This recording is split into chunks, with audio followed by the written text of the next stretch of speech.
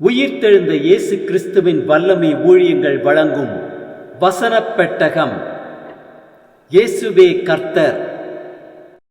இயேசுவையே தேவன் ஆண்டவரும் கிறிஸ்துவுமாக்கினார். இயேசுவே ராஜாதி ராஜா, கர்த்தாதி கர்த்தா. கிறிஸ்துவே மரித்தோர் மேலும் ஜீவனுள்ளோர் மேலும் ஆண்டவர். கிறிஸ்துவே போதகரும் ஆண்டவருமாயிருக்கிறார். வசனப் பெட்டகத்தின் இன்றைய தின கருப்பொருள்: ஆயத்தப்படு. நீங்கள் நினையாத நாளிகையிலே மனுஷகுமாரன் வருவார், ஆதலால் நீங்களும் ஆயத்தமாயிருங்கள். ஆயத்தமாவதை குறித்ததான வேத வசனங்களை பார்க்கலாம்.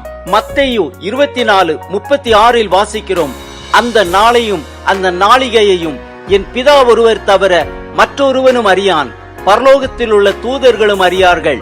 மத்தேயு 24:37 வாசிக்கிறோம்: நோவாவின் காலத்தில் எப்படி நடந்ததோ அப்படியே மனுஷகுமாரன் வரும் காலத்திலும் நடக்கும்.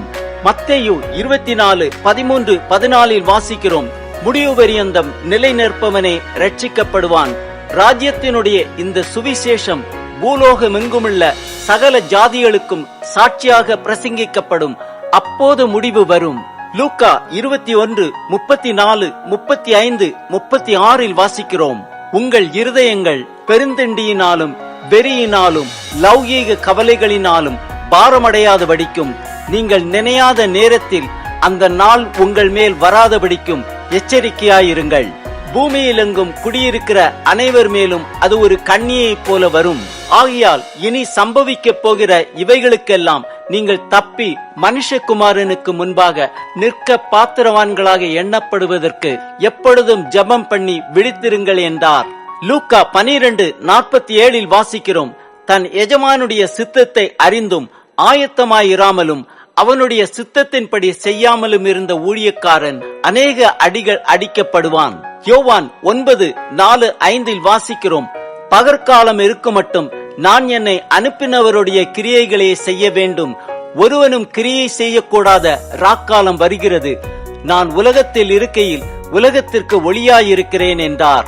ரோமர் 13:11-14 வரை உள்ள வசனங்களில் வாசிக்கிறோம்: நித்திரையை விட்டு எழுந்திருக்கத்தக்க வேளையாயிற்றென்று நாம் காலத்தை அறிந்தவர்களாய் இப்படி நடக்க வேண்டும். நாம் விசுவாசிகளான போது ரட்சிப்பு சமீபமாயிருந்ததை பார்க்கிலும் இப்பொழுது அது நமக்கு அதிக சமீபமாயிருக்கிறது. இரவு சென்று போயிற்று, பகல் சமீபமாயிற்று. ஆகையால் அந்தகாரத்தின் கிரியைகளை நாம் தள்ளிவிட்டு ஒளியின் ஆயுதங்களை தரித்துக் கொள்ள கடவோம். களியாட்டும் வெறியும் வேசித்தனமும் காம விகாரமும் வாக்குவாதமும் பொறாமையும் உள்ளவர்களாய் நடவாமல் பகலிலே நடக்கிறவர்களைப் போல சீராய் நடக்க கடவோம். துர் இச்சைகளுக்கு இடமாக உடலை பேணாமல் இருந்து கர்த்தராகிய இயேசு கிறிஸ்துவை தரித்துக் கொள்ளுங்கள்.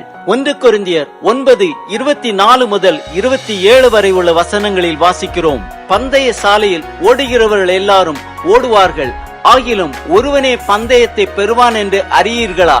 நீங்கள் பெற்றுக்கொள்ளத்தக்கதாக ஓடுங்கள். பந்தயத்திற்கு போராடுகிற யாவரும் எல்லாவற்றிலேயும் இச்சையடக்கமாயிருப்பார்கள். அவர்கள் அழிவுள்ள கிரீடத்தை பெறும்படிக்கு அப்படி செய்கிறார்கள், நாமோ அழிவில்லாத கிரீடத்தை பெறும்படிக்கு அப்படி செய்கிறோம். ஆதலால் நான் நிச்சயமில்லாதவனாக ஓடேன், ஆகாயத்தை அடிக்கிறவனாக சிலம்பம் பண்ணேன். மற்றவர்களுக்கு பிரசங்கம் பண்ணுகிற நான் தானே ஆகாதவனாய் போகாதபடிக்கு என் சரீரத்தை ஒடுக்கி கீழ்ப்படுத்துகிறேன். 1 பேதுரு 1:13 வாசிக்கிறோம்: ஆகையால் நீங்கள் உங்கள் மனதின் அறையை கட்டிக்கொண்டு தெளிந்த புத்தி உள்ளவர்களாய் இருந்து இயேசு கிறிஸ்து வெளிப்படும் போது உங்களுக்கு அளிக்கப்படும் கிருபையின் மேல் பூரண நம்பிக்கை உள்ளவர்களாய் இருங்கள். ஆம், கர்த்தராகிய இயேசு கிறிஸ்து நாம் நினையாத நாளிகையிலே வருவார். அவரை சந்திக்க ஆயத்தமா?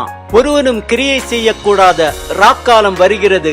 நித்திரையை விட்டு எழுந்திருந்து ஒளியின் ஆயுதங்களை தரித்துக் கொண்டு சத்ருவை மேற்கொண்டு கரைத்திரை அற்றவர்களாய் நம் ராஜாவை சந்திக்க ஆயத்தப்படுவோம்.